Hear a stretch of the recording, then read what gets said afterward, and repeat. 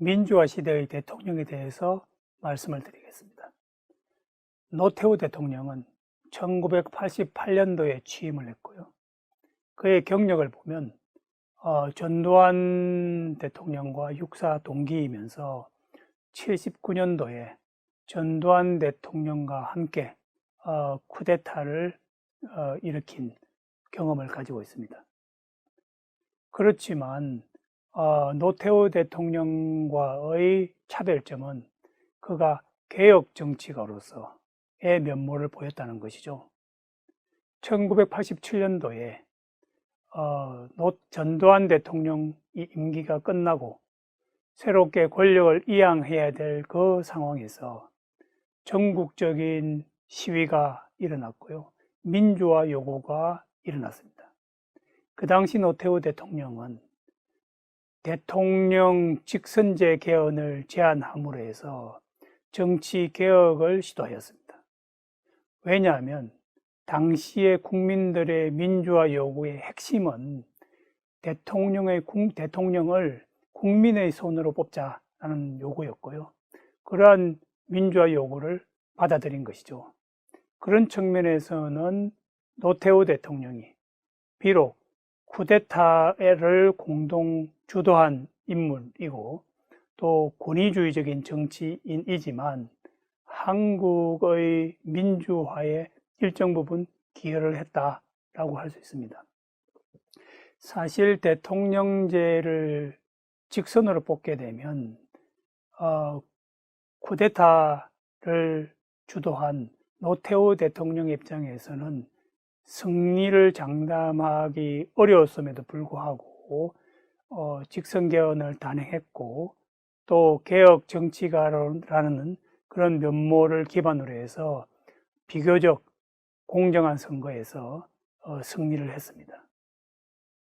그의 업적을 살펴보면 1988년도 올림픽을 성공적으로 개최했다는 것입니다. 88 올림픽은 한국이 더 이상 빈곤국이 아니라 이제 경제 번영을 한 나라다라고 하는 이미지를 전 세계에 전파한 그런 국제적인 잔치라고 할 수 있습니다. 많은 나라들은 한국하면 한국 전쟁, 분단 이러한 이미지만을 가지고 있었는데 88 올림픽이 전 세계에 중계되면서 국제사회는 한국이 더 이상 그런 빈곤하고 전쟁의 폐허에 시달리는 그런 국가가 아니다라는 인식을 가지게 된 것이죠. 또 다른 그의 업적은 바로 북방정책입니다. 북방정책이라고 하는 것은 독일 브란트의 동방정책과 유사한 그런 개념의 정책인데요.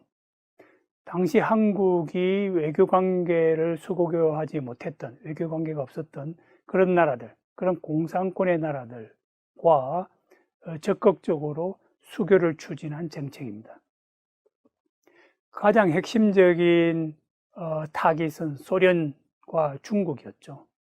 그렇지만 소련을 움직이는 것은 그렇게 쉽지 않았기 때문에 먼저 동유럽 공산주의 국가와 수교를 체결을 했습니다.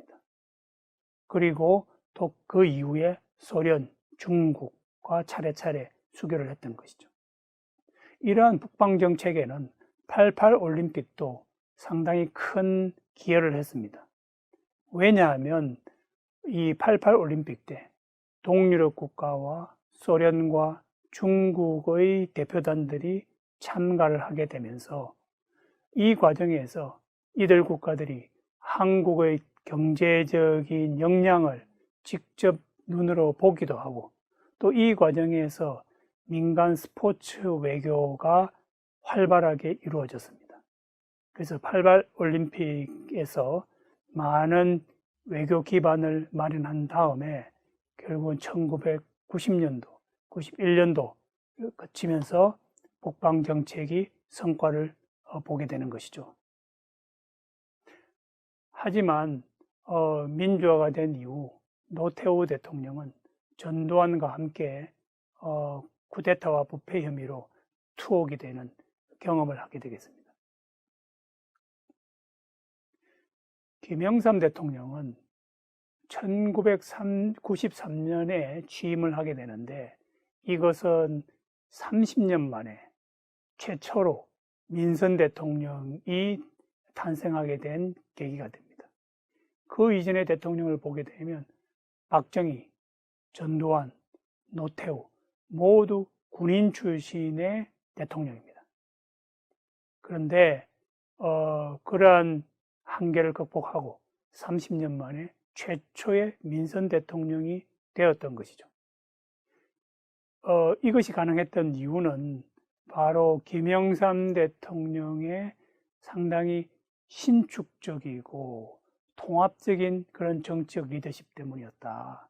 즉 다시 말해서 군부의 정권에 끝까지 저항하고 맞서서 권력을 쟁취하는 방식과 혹은 군부와 협력을 해서 정당을 통합하고 군부 정권의 내부에서 하나의 대선 후보로 지명되는 것이 권력을 보다 더 평화롭고 순조롭게 가져올 수 있다라고 하는 두 가지 선택 중에서 김영삼 대통령은 두 번째의 선택을 한 것입니다.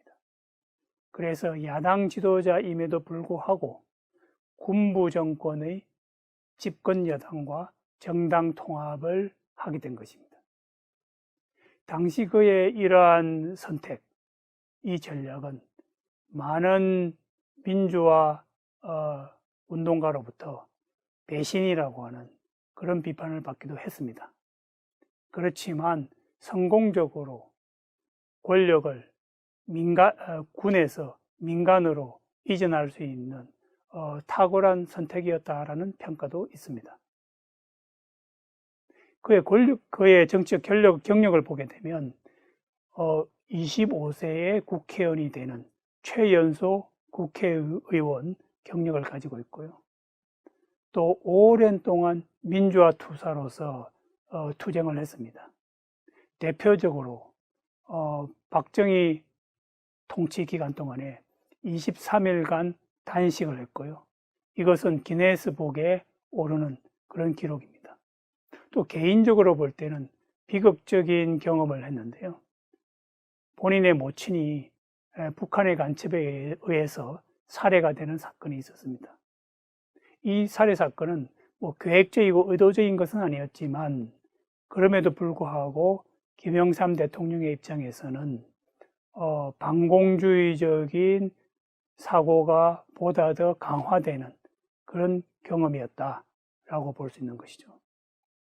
김영삼 대통령은 취임 직후 매우 높은 국민적 지지를 받았습니다. 왜냐하면 과거 군부 정치, 통치에서는 기대할 수 없었던 획기적인 개혁 정치를 했기 때문이죠. 무엇보다도 군에 대한 민간 통제를 확립했습니다. 그동안 군은 군인 정치라고 부를 정도로 30년간의 군부 통치를 통해서 정치, 경제, 사회 많은 부분에서 군의 영향력이 강화되어 왔습니다.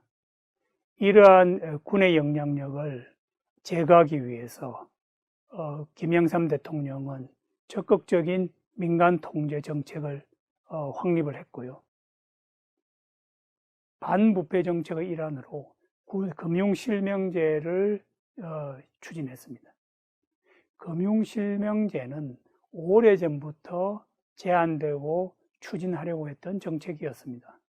그렇지만 과거 권위주의 정권에서는 정치 자금을 음성적으로 운용해야 되는 필요성 때문에 금융실명제가 가져오는 효과적인 긍정적인 경제 요인에도 불구하고 실행하지 못했습니다. 정치적 이유 때문에. 그렇지만 김영삼 대통령은 더 이상 지하 정치 자금이 생겨서는 안 된다라고 하는 확고한 신념을 가지고 금융실명제를 전격 단행했습니다.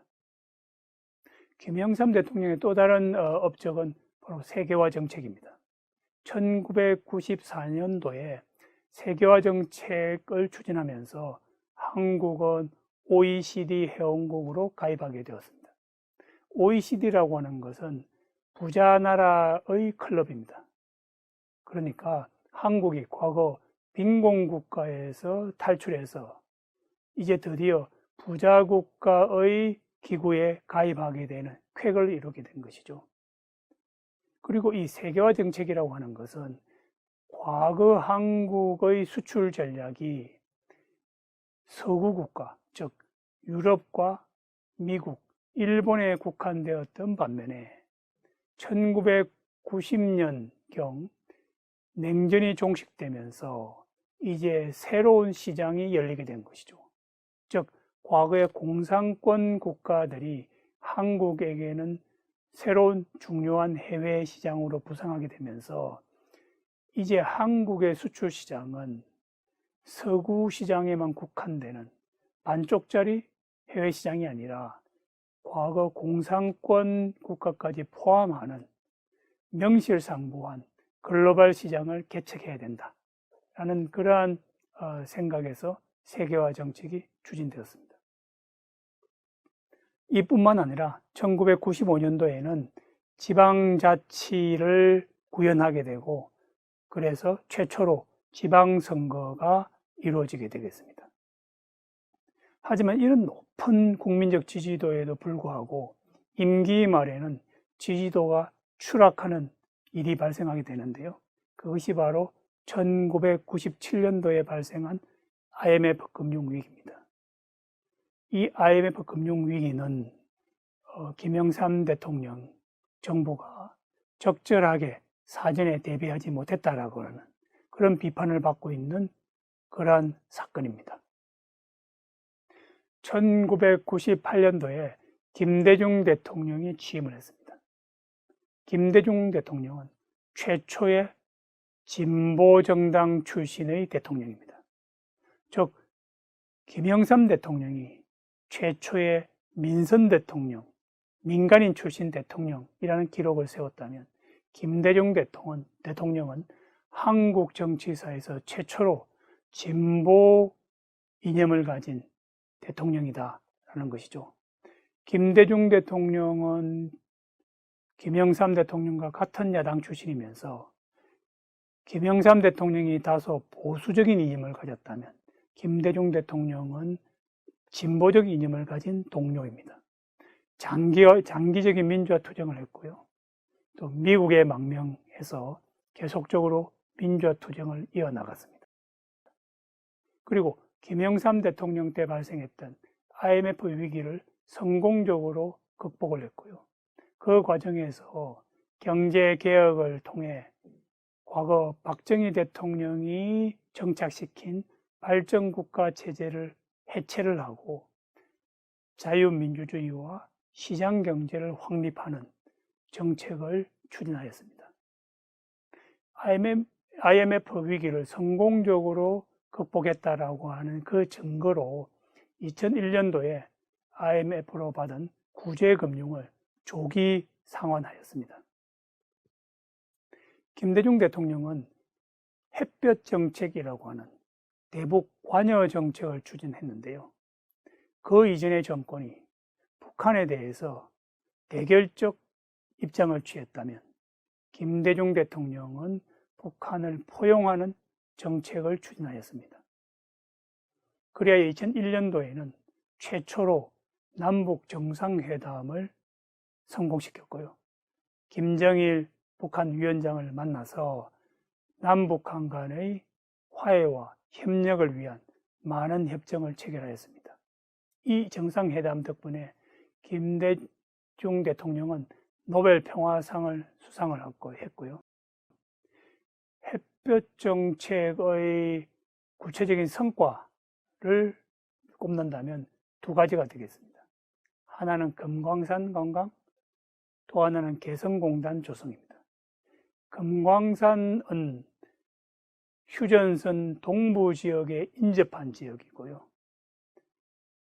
남한에서 약 100만 명의 관광객이 금강산을 방문을 했습니다.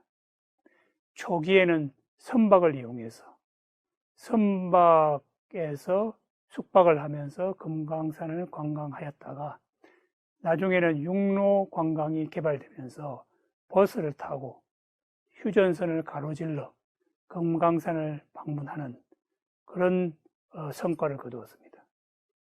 개성공단은 휴전선의 서쪽에 있는 휴전선과 인접한 북한 지역입니다.